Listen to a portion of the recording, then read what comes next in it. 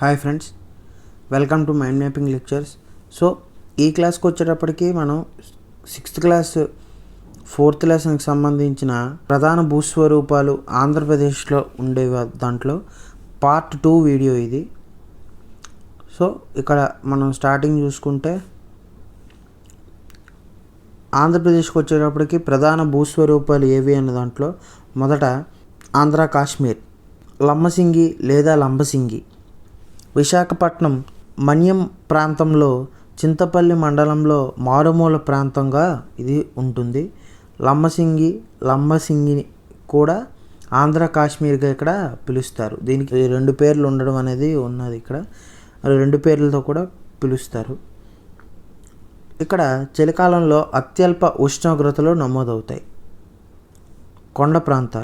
కొండ ప్రాంతాలలో నేలలు ఎగుడు దిగుడుగాను వాలుగాను ఉంటాయి. సాధారణంగా ఇవి రాతి పొరతో కూడిన ఎర్ర నేలలు. ఇవి చాలా ఎత్తులో ఉండడం, నీరు సహజంగా పల్లానికి ప్రవహించడం అనేది ఈ సిచ్యువేషన్లో జరుగుతుంది. ఈ ప్రాంతంలో పండించే పంటలు కాఫీ, తేయాకు, తోటల వంటి పానీయపు పంటలు పండిస్తారు. అలాగే అరకు కాఫీ ప్రపంచ ప్రసిద్ధి పొందిన మనకి పానీయంగా చెప్పవచ్చు. ఇక్కడ నీరు నిలబడకుండా కిందకు జారిపోవడంతో పంటలకు అనుకూలంగా ఉంటుంది. కొండ ప్రాంతాలలో నివసించే ప్రజలకు ప్రభుత్వం సౌకర్యాలు కూడా కల్పిస్తుంది. కొండ ప్రాంతాలలో నీటి వనరులు, బావులు, నదులు అనేవి ఇక్కడ ఉండవు. రాళ్లతో కూడిన ఈ కొండలలో బావులు తవ్వడం చాలా కష్టంతో కూడుకున్న పని. కొండల దిగువన ఉండే చిన్న వాగులు, సహజమైన నీటి ఓటల నుంచి కానీ వీరు నీళ్లు తెచ్చుకునే అవకాశం అనేది ఇక్కడ ఉంటుంది. నెక్స్ట్ పోడు ఆర్ జమ్ వ్యవసాయం. పోడు వ్యవసాయం అనేది గిరిజన వ్యవసాయ పద్ధతి. కొండ ప్రాంతాల్లో ఇది పండించేవారు. దీనినే స్థల మార్పిడి వ్యవసాయం లేదా జమ్ వ్యవసాయం అని కూడా పిలుస్తారు. ఈ పద్ధతిలో ప్రజలు అడవిలో కొన్ని ప్రాంతాలని చదును చేసి కొన్ని సంవత్సరాల పాటు అక్కడ పంటలు పండిస్తారు. ఈ ప్రాంతాలలో భూసారం తగ్గడం వలన వేరే ప్రాంతానికి మారతారు. ఈ పద్ధతిలో పండించే పంటలు జొన్న, మొక్కజొన్న మొదలగు పంటలని చెప్పుకోవచ్చు. ఇది ప్రస్తుతం ఆచరణ మనకి ఎక్కడ లేదు. తర్వాత అటవీ ప్రాంతాలలో ఉండే గిరిజనులు గుడిసెలకి వెనుక విశాలమైన పెరడు ఉంటుంది. పెరడి తోట కొరకు పెరడులో భూమిని చదును చేసి సేంద్రియ పదార్థాలను కలిపి సారవంతంగా తయారు చేస్తారు. ఈ గిరిజనులు ఇంటి చుట్టూ వెదురుతో కంచె నిర్మిస్తారు. ఆహారం కోసం మరియు జీవనోపాధి కోసం పెరడుకి ప్రధానంగా పండించే పంటలు ఏవంటే మొక్కజొన్న, చిక్కుడు, సొరకాయ, మిర్చి మొదలైన కూరగాయలను ఇక్కడ పండించడం అనేది చేస్తారు. పోడు వ్యవసాయం పెరటి తోటల నుంచే వచ్చే దిగుబడి వీరి కుటుంబాలు సంవత్సరం పొడవునా జీవించడానికి సరిపోదు. కాబట్టి దీనికి ప్రత్యామ్నాయ ఉపాధి అనేదాన్ని కూడా వీళ్ళు ఇక్కడ చూసుకుంటారు. వివిధ రకాల అటవీ ఉత్పత్తుల సేకరణ. ఆ వివిధ రకాలు ఏమంటే పళ్ళు, దుంపలు, గింజలు, ఆకుకూరలు మొదలైన వాటిని. అలాగే వేట అనేది కూడా ఇక్కడ వీళ్ళకి ఒక ప్రత్యామ్నాయ ఉపాధి. చిన్న చిన్న జంతువులను వేటాడి వాటిని పట్టుకొని అమ్మి డబ్బులు సంపాదించడం కూడా ఇక్కడ ప్రత్యామ్నాయ ఉపాధి కింద మనం చెప్పవచ్చు. చెంచులు ఒక గిరిజన సమూహం. వ్యవసాయ పూర్వ ఆర్థిక వ్యవస్థను ఆచరిస్తున్న గిరిజన సమూహం చెంచులు. సాంప్రదాయకంగా వీరు వేటగాళ్ళు. భారత ప్రభుత్వం వీరిని ఒక నిర్దిష్ట హానికర తెగగా గుర్తించింది. వీరు ప్రాచీన కాలం నుండి నల్లమల అటవీ ప్రాంత నివాసులు. వీరు ఆంధ్రప్రదేశ్లో వ్యాపించి ఉన్న జిల్లాలు కర్నూలు, గుంటూరు, ప్రకాశం జిల్లాలని చెప్పవచ్చు. వీరి కోసం ప్రభుత్వం ప్రత్యేక శ్రద్ధను తీసుకుంది. ప్రభుత్వం వీరిని స్థిర వ్యవసాయంలోకి తీసుకురావడానికి, వారి వ్యవసాయ కార్యకలాపాలకు మద్దతు ఇవ్వడానికి చాలా ప్రయత్నాలు చేస్తుంది. వీరిలో విద్యను ప్రోత్సహించడానికి ప్రభుత్వం అనేక పాఠశాలను, నివాస సౌకర్యాలను కూడా నడుపుతోంది. ప్రభుత్వం 1989 సంవత్సరంలో శ్రీశైలంలో ఇంటిగ్రేటెడ్ గిరిజన అభివృద్ధి సంస్థ యొక్క ప్రధాన కార్యాలయాన్ని ఏర్పాటు చేసింది. వీరి మౌఖిక సాహిత్యం మానవ భావాలు మరియు ఆలోచనల యొక్క పురాతన రికార్డులలో ఒకటిగా పరిగణించబడుతుంది. ఈ పరిగణకు ప్రధాన ఆధారం ద చెంచూస్ బై హైమండాఫ్ అనే పుస్తకం ద్వారా ఇది నిర్ణయించబడింది. తర్వాత పీఠభూములు మ్యాప్ ఆర్ ఇమేజ్ అనేది ఇక్కడ డిస్ప్లే చేయడం జరిగింది.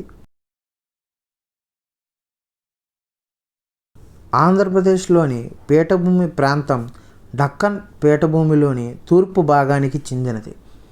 రాయలసీమ ఈ ప్రాంతంలో కలదు. ఈ ప్రాంతంలో వర్షపాతం తక్కువగా ఉంటుంది. చాలాసార్లు అసలు వర్షమే కురవకపోవడం సర్వసాధారణం కూడా. ఇది కరువు పీడిత ప్రాంతంగా ఉన్నది. ఇక్కడి నేలలు నల్లరేగడి నేలలు, లాటరైట్ ఎర్ర నేలలు మరియు ఇసుక నేలల రకానికి చెందినవి. కడప, కర్నూలు జిల్లాల్లోని నల్లరేగడి నేలలు ఇక్కడ కలవు. భూమి సాగు చేయకుండానే వదిలివేసే నేలలు ఎర్రమట్టి నేలలు. రాయలసీమ ప్రాంతంలో అక్కడక్కడ ఉన్న ఎర్రమట్టి నేలలకు నీటిని నిల్వ ఉంచుకునే సామర్థ్యం లేకపోవడంతో భూమిని సాగు చేయకుండానే వదిలివేస్తారు. పీఠభూమి ప్రాంతాలలో అక్కడక్కడ ఉండే చౌడు నేలల్లో ఎక్కువ సున్నం, క్షార లవణాలు ఉంటాయి. ఈ చౌడు నేలలు పంటలు పండించడానికి అనుకూలంగా ఉండవు. పీఠభూమి ప్రాంతాలలో వర్షాలు ఏ విధంగా ఉంటాయంటే, పీఠభూమి ప్రాంతాల్లో వర్షాలు తక్కువ కురుస్తాయి. ఈ ప్రాంతంలో వారు వర్షపు నీటిని నిల్వ చేసుకుంటారు, భూగర్భ జలాలను వాడుకుంటారు.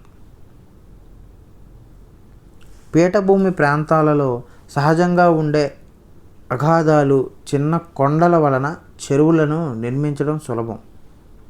పూర్వకాలంలో వర్షపు నీటిని నిల్వ చేసుకోవడానికి చెరువులు తవ్వేవారు. చిన్న చిన్న చెరువులు నీటిని నిల్వ చేయడానికి ఇక్కడ చాలా వరకు ఉపయోగపడతాయి. నూతుల వలన ప్రజలు భూగర్భ జలాలను వాడుకోవడానికి ఉపయోగపడతాయి. ఇటీవల కాలంలో రైతులు ఎక్కువ నూతులకు బదులు గొట్టపు బావులను ఈ ప్రాంతంలో వాడుతున్నారు. పీఠభూమి ప్రాంతంలో గొట్టపు బావులను త్రవ్వడం చాలా ఖర్చుతో కూడిన పని. ఎక్కువ ధనం ఉన్న రైతులు మాత్రమే గొట్టపు బావులను త్రవ్వడానికి స్తోమత కలిగి ఉన్నారు. ఎక్కువ భూములున్న 5 నుంచి 10% రైతులకు మాత్రమే గొట్టపు బావులు అనేవి ఉన్నాయి. మిగిలిన రైతులు వర్షంపైనే ఆధారపడుతున్నారు. పెరుగుతున్న గొట్టపు బావుల సంఖ్య వలన భూగర్భ జలమట్టాలు తగ్గిపోతున్నాయి. ఆంధ్రప్రదేశ్ పీఠభూమి ప్రాంతాలలో వర్షాకాలం జూన్ నుండి నవంబర్ వరకు ఉంటుంది. వర్షం తక్కువగా ఉండటం వలన జరిగే ప్రక్రియ ఏంటంటే, కరువు తరచుగా పునరావృతం అవుతుంది. ప్రభుత్వం కొన్ని మండలాలను కరువుకు గురయ్యే ప్రాంతాలుగా ప్రకటించింది కూడా. రైతులు తరచుగా పంట నష్టపోతూ ఉంటారు. ఈ భూస్వరూపంలో ఖరీఫ్ లేదా వర్షాకాలంలో ఒక్క పంట మాత్రమే పండుతుంది. పండించే పంటలు రాగులు, సామలు, అరికలు, కొర్ర, జొన్న వంటి చిరుధాన్యాలతో పాటు వేరుశెనగ, పప్పు ధాన్యాలు కూడా సాగు చేస్తారు. సాగునీటి సౌకర్యాలు ఉన్న చోట పండించే పంటలు వరి, చెరుకు, పండ్ల తోటల సాగులు కూడా చేస్తారు. ఇటీవల కాలంలో రైతులు చిరుధాన్యాలకు బదులుగా వేరుశెనగ, మిర్చి వంటి వ్యాపార పంట సాగుకి మారుతూ ఉన్నారు. కొన్నిసార్లు జొన్న, కంది, మొక్కజొన్న పంటలని వేరుశెనగ చేల మధ్యలో కూడా పండిస్తున్నారు.